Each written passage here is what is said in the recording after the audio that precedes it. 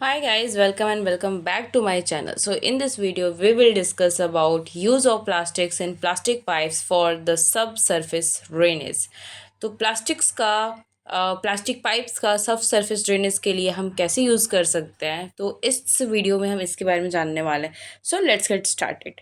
First, plastic piping systems currently available appropriate for the drainage and include in PVC pipes, polyethylene.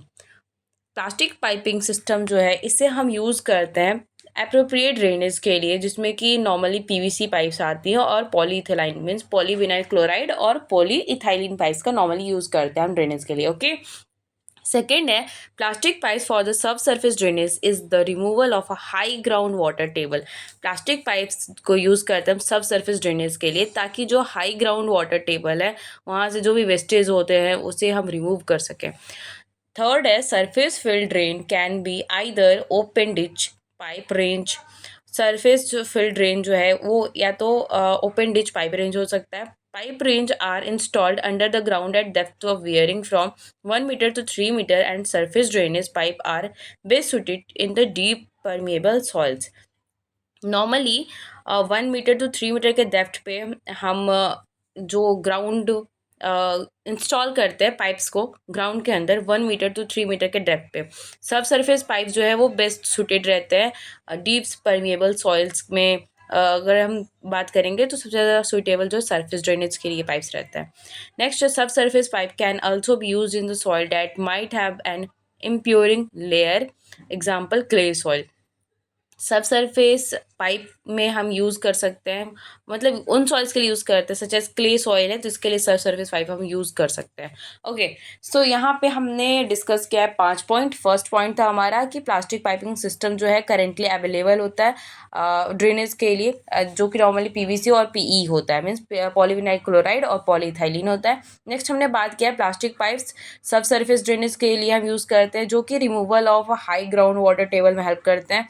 And next है surface field drain, जो भी ditch pipe ranges होते हैं उसे drain करने में help करता है. देन पाइप रेंज क्या होनी चाहिए, जिसे इंस्टॉल करेंगे हम 1 मीटर to 3 मीटर के डेप्थ पे. एंड सब सरफेस पाइप जो है ज़्यादातर सुटेबल होते हैं डीप परमेबल सॉइल्स के लिए. एंड सब सरफेस पाइप हम मोस्टली किस में यूज़ करते हैं, तो क्ले सॉइल के लिए यूज़ करते हैं. ओके. सो नेक्स्ट टॉपिक है हमारा use of plastics in the plastic film lining in the canals. जो कैनाल्स की जो लाइनिंग होती है उसमें जो प्लास्टिक फिल्म्स का यूज़ करते हैं उसके बारे में हम पढ़ेंगे. फर्स्ट है lining means protection of the canal prism up to the impervious materials. Canal lining में बी रिजिड, सेमी रिजिड और फ्लेक्सिबल. लाइनिंग जो होती है उसको हम प्रोटेक्ट करते हैं, जो कैनाल्स की लाइनिंग होती है उसे हम प्रोटेक्ट करते हैं. एक्चुअली कई सारे ऐसे मटेरियल्स होते हैं जो कि उस कैनाल्स में जा कर के आप बोल सकते स्टक कर जाएंगे, जिससे कि बाद में ड्रेनेज में प्रॉब्लम होगी. तो वहाँ पे ये जो कैनाल लाइनिंग्स होती हैं वो या तो रिजिड भी हो सकती है, सेमी रिजिड भी हो सकती है और फ्लेक्सिबल भी हो सकती है. Earth on surface of the channel is lined with the stable lining surface such as concrete. तो अर्थ के सरफेस में चैनल रहता है उसको हम कंक्रीट से लाइनिंग सरफेस जो लाइनिंग है वो कंक्रीट से करके रखते हैं. नेक्स्ट थर्ड है टाइल्स लगाते हैं, एसफाल्ट के टाइल्स लगा सकते हैं. नेक्स्ट है plastic film is separated on the prepared subgrade of the channels to anchor the membrane on the bank, जो कि वीट ट्रेंच होते हैं, जिसे प्रोवाइड किए जाते हैं वीट ट्रेंच से. The film is then covered with the protective soil cover. जो फिल्म है उसे हम प्रोटेक्टिव सॉइल कवर से कवर कर देते हैं, जो कि प्रोटेक्ट करेगा सॉइल कवर को. नेक्स्ट थर्ड पॉइंट हमारे पास plastic film lining with soil cover was provided in the कर्शगाती irrigation project in the West Bengal and it has provided to be successfully. Plastic film lining और जो सॉइल कवर है mostly ये जो है वेस्ट बंगाल में एक प्रोजेक्ट था जिसको कि काशगाती इरिगेशन प्रोजेक्ट बोलते हैं, जो कि सक्सेसफुल हुआ था. Plastic lining are also used on its method of the retrofitting damage concretes. Plastic linings को यूज़ किया जाता है जो रेट्रोफिटिंग डैमेज कंक्रीट्स होते हैं वहाँ पर भी. एंड स्पेसिफिकेशन इसका क्या है, इसकी थिकनेस जो है 100 to 500 म्यू होती है और विड्थ जो है 2.5 मीटर होती है. ले फ्लैट की बात करेंगे 2.5 मीटर होता है. कलर इसका ब्लैक और ब्लू होता है एंड और भी कोई भी कलर हो सकता है. ओके. सो 6 हमारा पॉइंट है one of the most effective way of water management is through pond and canal lining. एक बहुत ही ज़्यादा अच्छा इफेक्टिव वे है वाटर मैनेजमेंट का, पॉन्ड या canal lining. Lining film is tough hard multi layer wide with black low density polyethylene means LDP film का use करेंगे by the latest को एक्सट्रैक्शंस एंड एग्जांपल है पाइप या panels. Okay, next है हम कुछ फिल्म टेक्निक्स का use करते हैं जैसे कि ट्यूबलर कहते हैं एंड सिंपल मोनोलेयर फिल्म का यूज़ करते हैं, बैग्स का यूज़ करते हैं जो बहुत कॉम्प्लेक्स मल्टी लेयर स्ट्रक्चर होते हैं जिसे यूज़ करते हैं फूड पैकेजिंग में।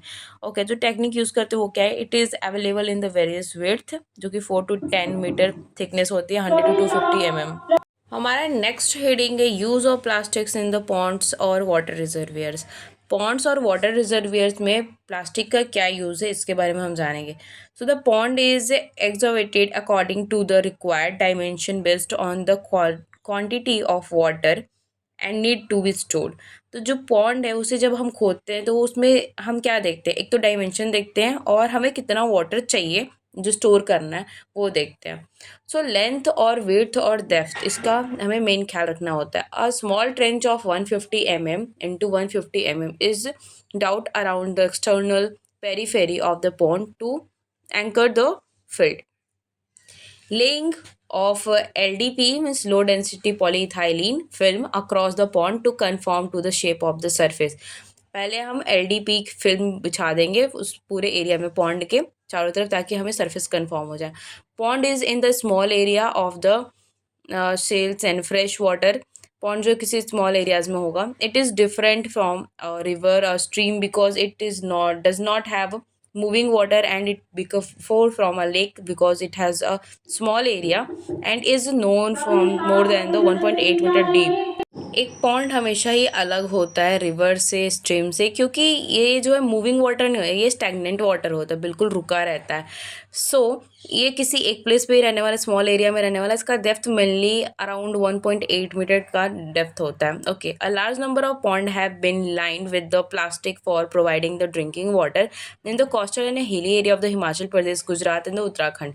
बहुत सारे पॉन्ड्स जो है नॉर्मली ऐसे करके बनाए हैं प्लास्टिक से यूज़ करके, पानी जो पीने के लिए कोस्टल एरियाज में से, हिली एरियाज जो भी हो गए हिमाचल प्रदेश में, गुजरात में, उत्तराखंड में।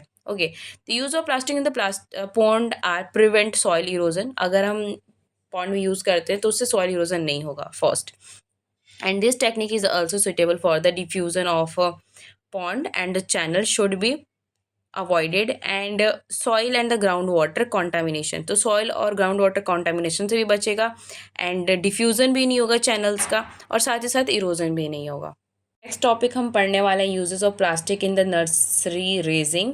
सो ये भी हम पढ़ लेते हैं एंड इसके बाद हमारे पास एक बचा रह जाएगा जो कि है poly houses.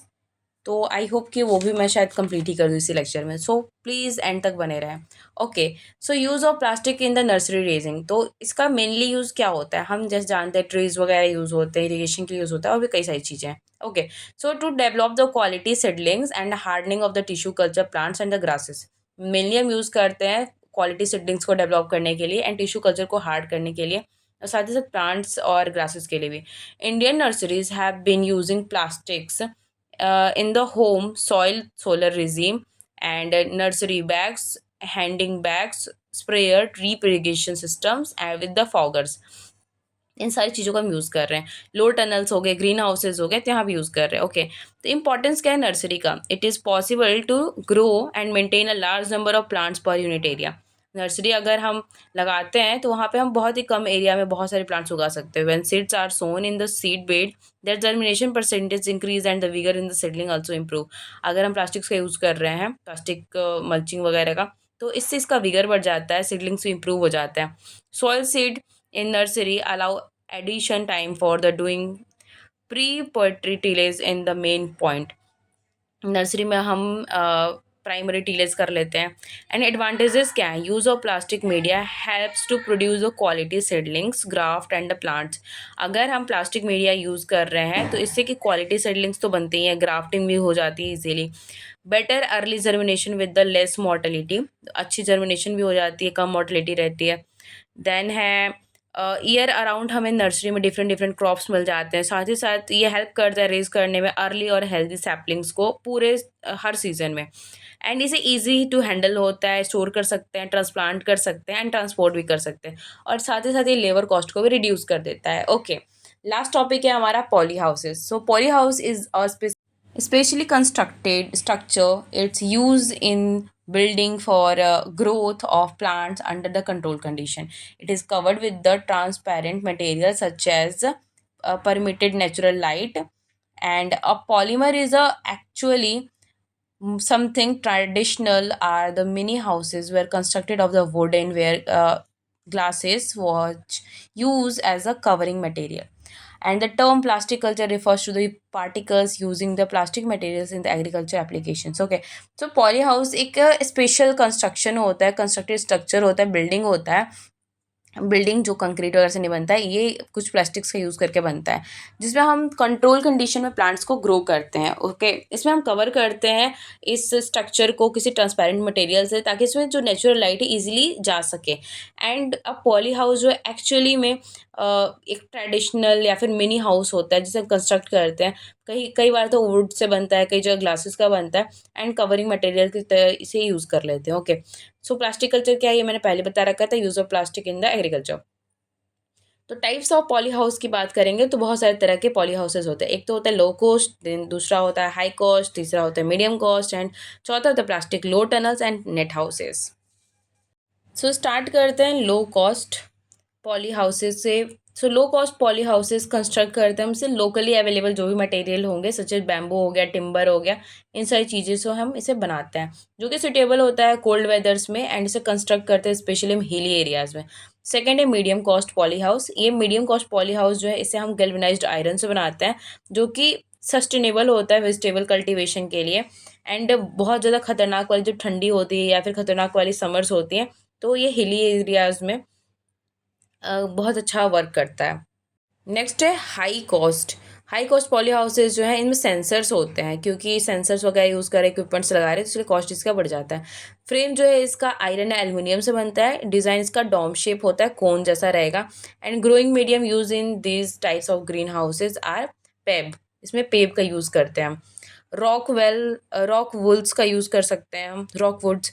And the plastic low tunnels next point हमारा, नेक्स्ट पॉली हाउस का टाइप है। ओके, प्लास्टिक लो टनल जो है ये मिनिएचर फॉर्म होते हैं पॉली हाउसेस के, जो प्रोटेक्ट करते हैं प्लांट्स को रेन, विंड, लो टेम्परेचर, जो प्रोवाइड करते हैं बेस्ट वे ऑक्सीजन के लिए, वेंटिलेशन वगैरह होते रहेगा। एंड वेजिटेबल्स नर्सरी प्रोटेक्शन होती है।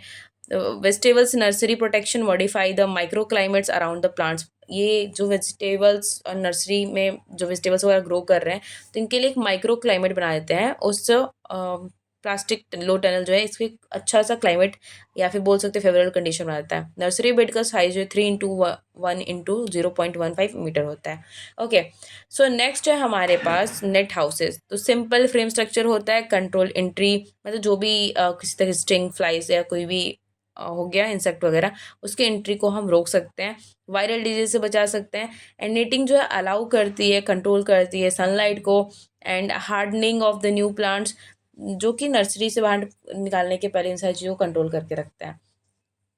सो यहाँ पे हमारा पॉली हाउसेस का टॉपिक भी ख़त्म हो जाता है। सो नेक्स्ट जो कुछ भी टॉपिक्स बचे रहे हैं मैं उसे कवर करने की कोशिश करूँगी नेक्स्ट लेक्चर में, क्योंकि ये वीडियो ऑलरेडी बहुत लंबी हो चुकी है। सो thanks for watching, love you all, bye.